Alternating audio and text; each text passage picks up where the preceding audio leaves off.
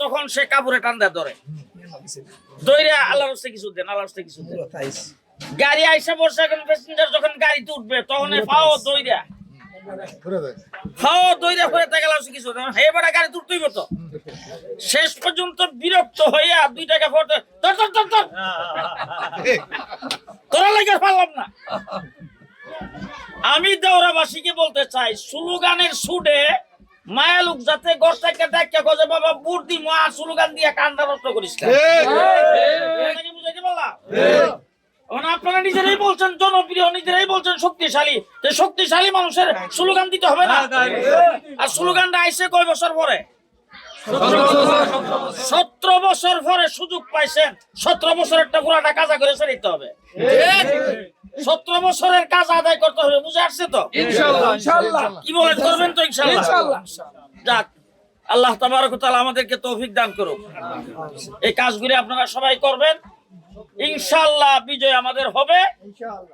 আমরা ইনশাআল্লাহ এখানে শুধু বিজয়, আমি এখান থেকে এমপি হয়ে চলে গেলাম তা তো না। ইনশাআল্লাহ এই দেশে এই বিএনপি জোট সরকার গঠন করবে। জনাব তারেক রহমান সাহেব এই দেশের প্রধানমন্ত্রী হবে ইনশাআল্লাহ। আর এরপরে আপনাদের এলাকার উন্নয়ন, আপনাদের এখানে রাস্তাঘাট, আমি এখন ঘুরে ফিরে যতটুকু বুঝলাম যে রাস্তাঘাট ঠিকই আছে, এটার একটু মেরামতের দরকার। এই মেরামত করা তো খুব বেশি কিছু না, ইনশাআল্লাহ হয়ে যাবে। অনেক লোকজন দেখবেন যে আমার সম্পর্কে মানে বিরোধিতার জন্য বিরোধিতা।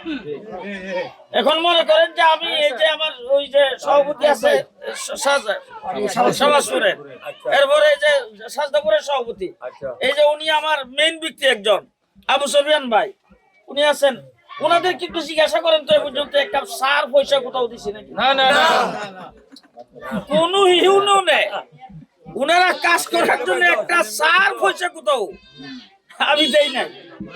এখন দেখবেন যে বিভিন্ন জায়গায় বক্তৃতা দিয়ে কইতেছে যে আমি টাকা পয়সা সরাসরি করতেছি, টাকা দিয়ে বুট কিনে ফেলতেছি, আরো কত কিছু কইতেছে। এরপরে দেখবেন যে ওনারে ভোট দিবেন, দিলে মাজার গুলি সব ভাঙ্গিয়া দিব শেষ করে। এই কিন্তু এখন বাংলাদেশে যখন ওই জামালপুরে ওই যে ময়মনসিং কোন জায়গায় মাজার ভাঙতে গেছে, এটার প্রতিবাদ কিন্তু সর্বপ্রথম আমি বাইতুল মোকাররমের সামনে দাঁড়াই এবং এটার বিরুদ্ধে বিবৃতি সর্বপ্রথম আমি দিছি। তোমার মাজার যদি ভালো না লাগে তুমি মাজার যাও না, কিন্তু সেটা ভাঙতে যাবে কেন? ভাঙতে কেন যাইবা?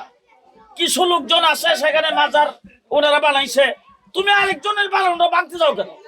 তোমার ভালো না লাগলে তুমি যাও না। এই সমস্ত বিভ্রান্তি কিন্তু আমার বিরুদ্ধে হবে।